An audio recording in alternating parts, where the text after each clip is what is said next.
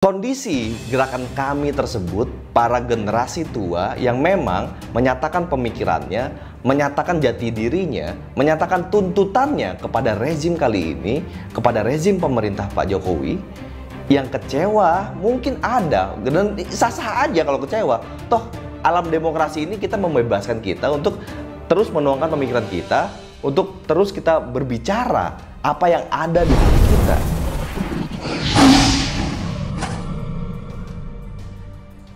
Ya, assalamualaikum warahmatullahi wabarakatuh, teman-teman semua. Balik lagi bersama gue Vasco Rusemi di Macan Idealis. Nah, teman-teman, hari ini gue perlu menanggapi fenomena yang menarik kali ini mengenai gerakan-gerakan para aktivis, khususnya menanggapi mengenai munculnya para mantan elit penguasa yang berkumpul dan membentuk sebuah koalisi perkumpulan yang menamakan dirinya adalah Kelompok Kami, yang merupakan singkatan dari Koalisi Aksi Menyelamatkan Indonesia.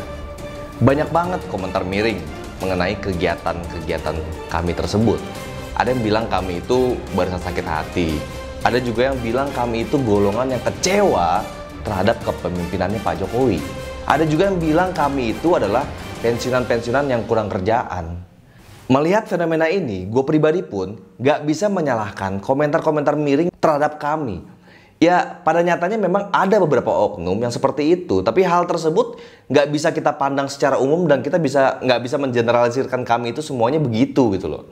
Nggak sedikit juga tokoh-tokoh yang memang sangat mempunyai integritas dalam pemikiran-pemikiran politiknya dalam kami itu. Gue nggak mau mencoba menyebutkan satu persatu karena habislah waktunya ya dalam bahasan kali ini. Karena gue yakin teman-teman pasti juga lebih tahu siapa aja tokoh-tokoh yang mempunyai integritas-integritas tersebut. Sambil kita diskusikan, coba kalian tulis di kolom komentar siapa-siapa aja beliau-beliau itu. Kalau kita belajar dari sejarah-sejarah perubahan dan revolusi yang terjadi di dunia dan juga di Indonesia, memang hal ini sih kerap kali terjadi lah. Jadi kayak revolusi Perancis, revolusi Cina, dan juga perubahan-perubahan pergantian rezim kekuasaan di Indonesia. Hampir bisa dikatakan pasti ada keterlibatan mantan elit di rezim sebelumnya. Sebut aja masa pergantian kekuasaan di era Bung Karno ke Pak Harto, Pak Harto ke Habibie, Gus Dur ke Bu Megawati, Megawati ke Pak SBY, dari Pak SBY terus ke Pak Jokowi. Semua kegiatan pergantian rezim tersebut pasti melibatkan elit-elit kekuasaan pada masa sebelumnya. Jadi kalau memang kami itu dianggap sebagai pensiunan, ya emang kenapa? Ya nggak apa-apa toh. Cuma yang menarik buat gue kali ini adalah gue kurang setuju bila kami ini dibuat seperti organisasi layaknya ormas yang berkumpul menggunakan presidium dan susunan organisasi di bawahnya. Karena kalau memang mau disebut sebagai gerakan moral, ya baiknya menurut gue ya, nggak harus dibuat seperti organisasi lah gitu loh. Apalagi jangan sampai nanti kalau sampai kami ini jadi parpol atau partai politik, negara kita udah kebanyakan parpol pak, bikin rakyat makin pusing ntar jadinya kalau parpol tuh udah kebanyakan di negara ini. Ya semoga enggak lah ya. Jadi menurut gue ini cukup dengan partai yang udah ada sekarang aja udah pusing rakyat gitu loh, udah kebanyakan nih partai, nggak usah makin dipecah-pecah lagi lah.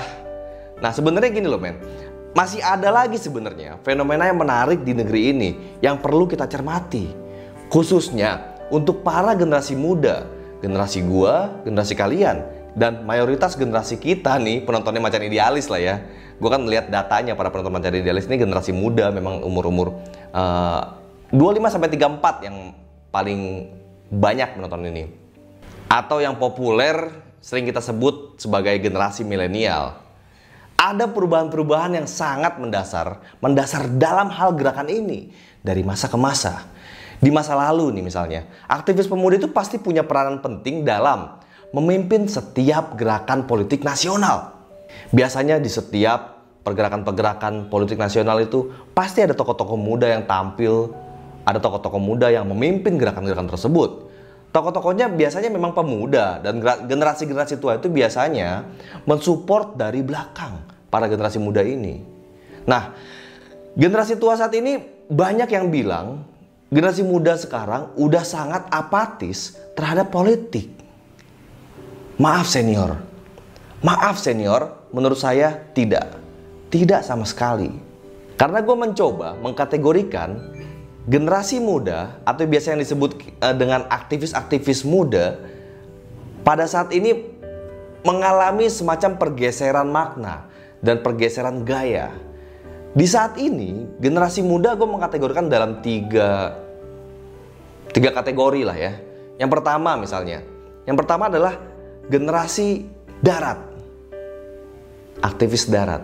Yang kedua adalah aktivis hybrid.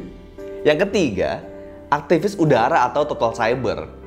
Nah, tiga kategori ini misalnya, generasi darat adalah generasi yang memang aktifnya atau sukanya ya aktif di dalam pertemuan-pertemuan di darat, aktif dalam penyuaraan pemikirannya dia di darat. Ya seperti ikut aksi, ikut demo, membuat satu gerakan-gerakan di darat. Lalu seperti generasi udara atau generasi yang total cyber, teman-teman yang males turun ke jalan, yang nggak suka lagi turun ke jalan, dan mereka lebih memilih untuk beraktivis ria, mengeluarkan semua pemikirannya pada dunia cyber atau sosial media. Karena memang saat ini pergeseran gaya anak muda sudah jauh berbeda dengan gaya pada masa lampau. Gaya para senior-senior kita, para aktivis-aktivis senior yang mengalaminya pada masa lalu. Gaya anak muda saat ini, yaitu gaya aktivis udara tersebut, mereka lebih senang mengeluarkan pemikirannya itu melalui sosial media, melalui komentar-komentar seperti halnya teman-teman yang berkomentar di bawah ini. Gue bisa mengkategorikan teman-teman ini adalah aktivis sosial media. Pasti banyak sekali yang berkomentar di bawah ini. Ada yang pro gue, ada yang kontra gue. Ya terserah. Kita semua menuangkan semua pemikirannya. Asal jangan buzzer yang cuma bisa menghujat pribadi. Jangan buzzer yang cuma bisanya menghujat personal. Tapi coba hujatlah gue secara pemikiran gue. Atau dukunglah gue secara pemikiran gue. Dan satu lagi, aktivis hybrid.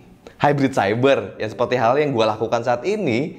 Gue mengkombinasi antara dua kategori itu. Gue juga suka ikut pertemuan di darat, dan gue juga suka banget menebarkan semua pemikiran gue di udara, seperti halnya di Macan Idealis ini dan beberapa sosial media gue yang ada. Karena gue pribadi sudah jauh-jauh hari memikirkan hal ini. Sesungguhnya para tokoh-tokoh besar di negara ini, di dunia bahkan, biasanya contohnya gini, untuk menuangkan sebuah pemikiran dia, untuk mendistribusikan sebuah pemikiran dia pada masa lalu, senior-senior kita itu biasanya membuat sebuah tulisan berupa buku atau berupa tulisan-tulisan di koran untuk mendistribusikan pemikiran mereka melalui karya tulis, sebuah buku dan lain-lain. Tapi kali ini, sekitar 7-8 tahun yang lalu, gue berpikir gaya pasti akan sangat berubah. Dan di situ mulailah gue senang dengan kegiatan aktivis di sosial media. Yang tadinya gue bersosial media hanya untuk membuka pertemanan aja, akhirnya gue mencoba untuk menuangkan semua pemikiran-pemikiran gue melalui sosial media. Khususnya saat ini yang lagi kuat adalah YouTube dan Instagram, lalu Twitter. Nah ini yang coba gue kategorikan dalam kelompok-kelompok aktivis sosial media tersebut. Bukan dalam hal kategori buzzer. Kalau buzzer itu biasanya yang hanya bisa menghujat dari sisi personal yang gitu deh. Nah, seperti itulah kategorinya yang ada di negara kita ini.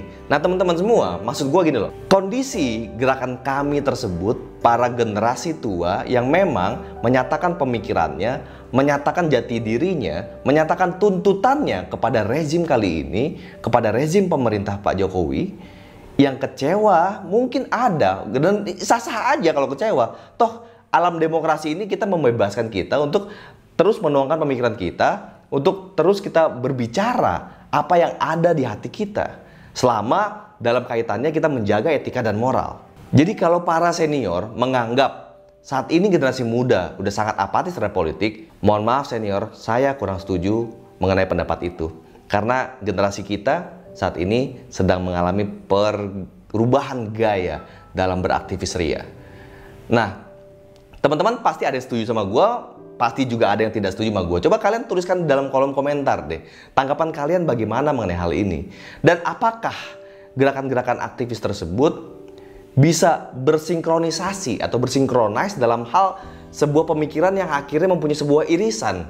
Dan gue yang meyakini itu di suatu titik nanti akan terjadi momentum di saat berbagai macam irisan pemikiran itu terciptakan satu kondisi momentum yang menyatukan mereka semua. Disitulah kenapa gue kurang setuju untuk mengorganisasikan sebuah atau beberapa aktivis-aktivis yang ada di negara ini menjadi satu kesatuan gitu. Gue agak kurang setuju di situ karena itu seperti kayak lebih mengkebiri gaya pemikiran kita, lebih mengkebiri pemikiran-pemikiran kritis kita terhadap kondisi bangsa kita. Gue hormati gerakan-gerakan yang ada saat ini.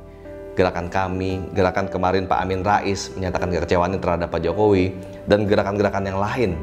Nah, dari segala macam kegiatan-kegiatan tersebut, bagaimana tanggapan kalian? Kita dukung semua gerakan-gerakan yang kritis terhadap pemerintah maupun yang pro terhadap pemerintah.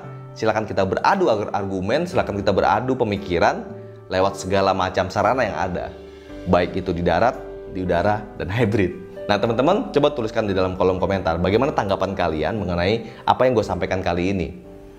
Semoga ini dapat membuka cakrawala berpikir kita, dan gue semoga bisa mendapatkan lebih masukan dari kalian, lebih banyak masukan dari kalian melalui kolom komentar ini. Teman-teman, jangan lupa kalau memang ini bermanfaat buat kalian, pastiin lo sebarkan video ini ke seluruh sosial media kalian, baik itu Facebook, WhatsApp group, dan lain-lain.